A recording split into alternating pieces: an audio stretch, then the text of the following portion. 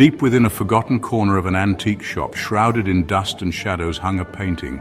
It was not just any painting, but one that seemed to hold secrets within its darkened frame.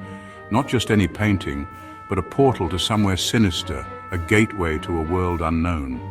The canvas, dark and aged, depicted a desolate moor, shrouded in an eternal twilight. The scene was haunting, almost as if it were alive. A lone figure stood silhouetted against the somber sky, its presence both eerie and captivating. Its face, always obscured, seemed to watch, to wait, as if it were aware of the observer. Local legend whispered of the painting's origins, a tale spoken in hushed tones, passed down through generations.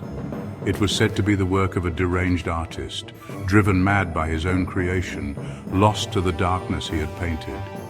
He had poured his soul into the canvas, infusing it with a life of its own, a life that thrived in the shadows, a life fueled by darkness, an energy that seemed to pulse from within the painting.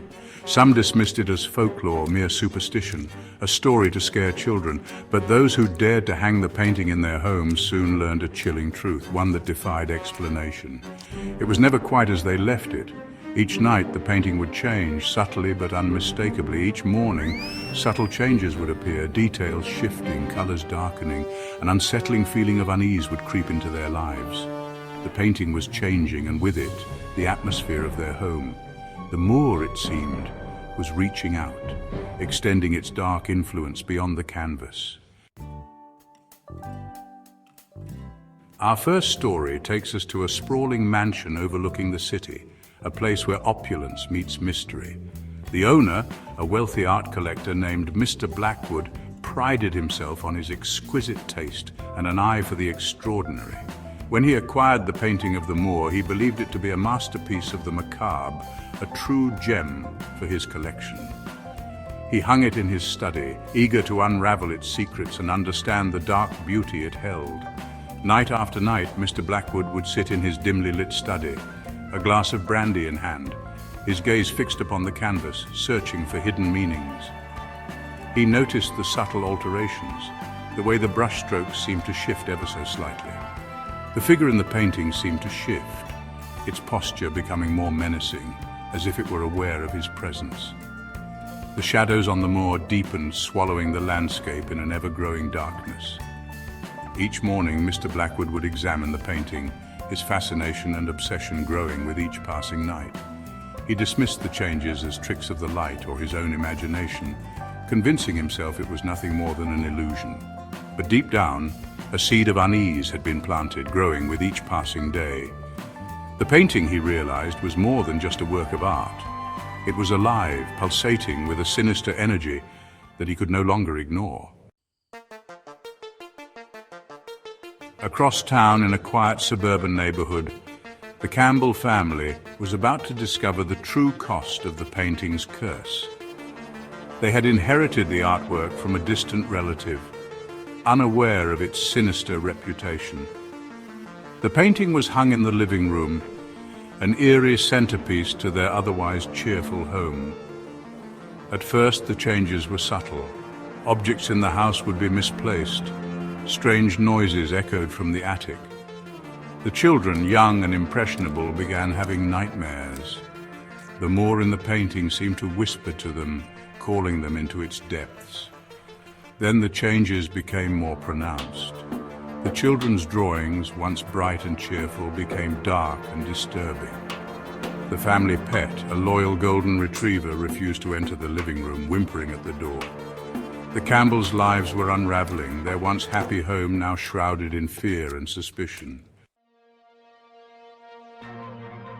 Driven by a morbid curiosity, Mr. Blackwood delved deeper into the mystery of the painting. He consulted art historians, paranormal investigators, anyone who might shed light on its origins. He discovered the tale of the deranged artist, his descent into madness, and the whispers of a curse. One night, as Mr. Blackwood sat in his study, a violent storm raged outside. The wind howled like a banshee, and rain lashed against the windows. He felt an icy hand grip his heart. The fear he had once dismissed now consumed him. He wanted to get rid of the painting, to break free from its hold, but it was too late. He was in too deep. The moor had him in its grasp. The Campbell family, desperate to escape the nightmare that had invaded their home, decided to get rid of the painting. They attempted to burn it, but the canvas refused to catch fire. They tried to sell it, but no one would buy it, as if the painting itself repelled potential buyers. One night, the youngest Campbell child, a little girl named Lily, vanished without a trace. The only clue, the painting in the living room. The once desolate moor now depicted a small figure standing at the edge of a dark, swirling mist. Lily was gone, claimed by the painting. The Campbells were left to face the horrifying truth. They had invited the darkness into their home, and it had taken their daughter. Meanwhile, a renowned museum curator, Dr. Emily Carter, caught wind of the painting's sinister reputation. Intrigued and appalled in equal measure, she felt compelled to uncover the truth behind the artifact. She tracked down the painting to Mr. Blackwood's mansion.